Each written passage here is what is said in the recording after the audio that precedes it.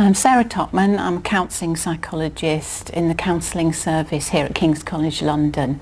Here to talk about exam anxiety, doing a 10-minute taster session. But if you are interested in coming along to a longer exam anxiety seminar, then please do sign up for that.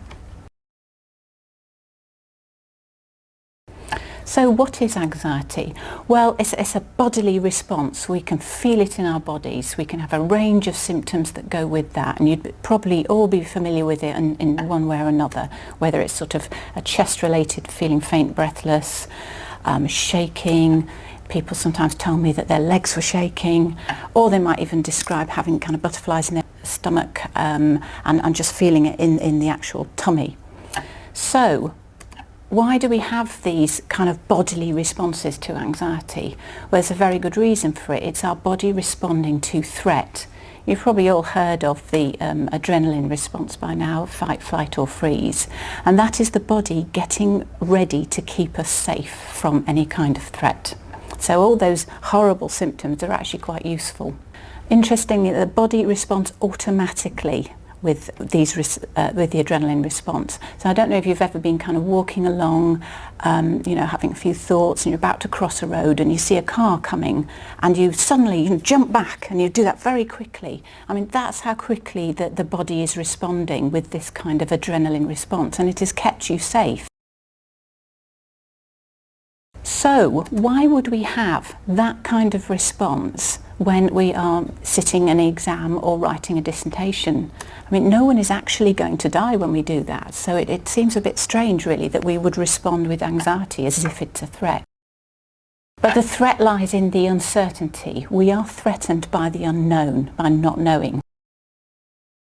And also in fear of failure. I know that failure can mean different things in this context to different students, whether it means not getting a distinction or a first, or it means not getting a 2-2, different things, but that fear of failure is really key part of it. That's a threat to us. And one thing we do know, we can predict, is that we don't know how you're going to do in that exam, and we don't know how you're going to perform. You may revise and study very hard, but still, maybe have a bad day or maybe struggle a bit. Let's have a look at the cognitive behavioural therapy model and how that understands stress, because that's a really good model for bringing together thoughts, emotions, behaviour and bodily responses, and kind of explaining that sort of to us and how they all relate. So we start with the situation. It's exam time. I've just gone with a really simple thought here. I'm going to fail.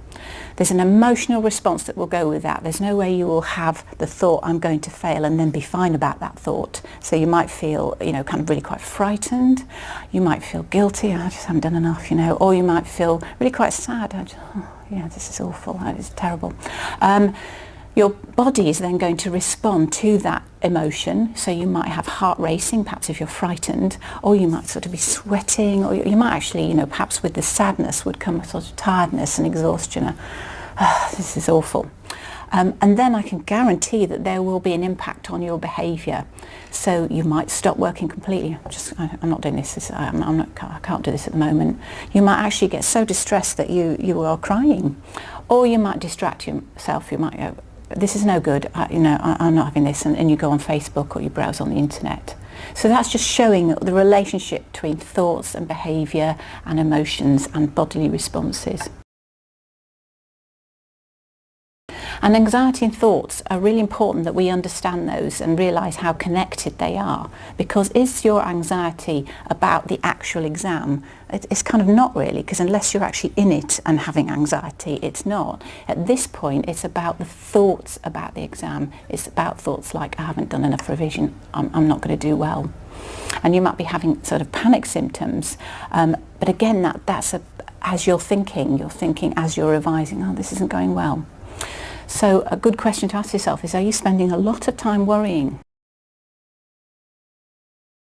Worry actually has a kind of psychological formula. We can sort of discuss it in terms of components.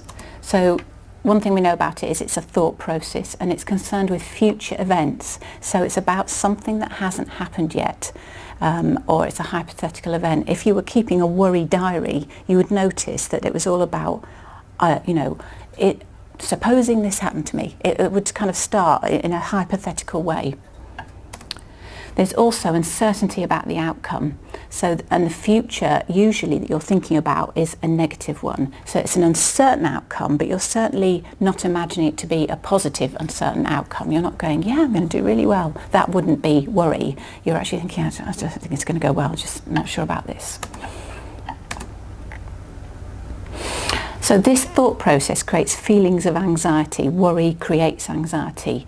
And it's really important, the sense of not being able to cope, because with worry, at the end of it, we don't go, well, you know, if I don't do so well, then life will go on. I'll just move on. I'll perhaps do something different. Again, that's not really worrying. That's actually being quite productive in some ways. What we usually have is thinking, and I won't cope. It'll be really humiliating. I'll have to tell my family that I haven't done well. That career that I'd always planned for myself, that won't happen now. One way of managing worry is through something called worry time, where you actually put aside 15 minutes to worry in a specific time. Now, what I want to do here is give you permission not to worry. There is no correlation, no link between worrying and doing well. It's not useful or important, and yet actually a lot of people say, you know, I'm a worrier and that helps motivate me. There's no evidence that it does actually. So what might be useful is, say you have a worrying thought at 10 a.m, you go, no, I do my worrying at 4 p.m, and you carry on, and at 4 p.m. you try and worry. Now what you might find is that you then can't do it, and that's a good thing. But if you can, then choose to do it for 15 minutes, really go for it, really worry, and then stop. And that sort of compartmentalises the worry rather than having it take over perhaps the whole day. Another really important aspect of exam anxiety is procrastination. It's actually that whole avoidance where you're putting things off, you're not studying when you should be studying. So let's understand it a little bit more. Why do we do something that's so illogical, really? We know we need to kind of get on with our work, so why are we putting it off? Well, again, here's fear of uncertainty. It's back there. We do not like uncertainty.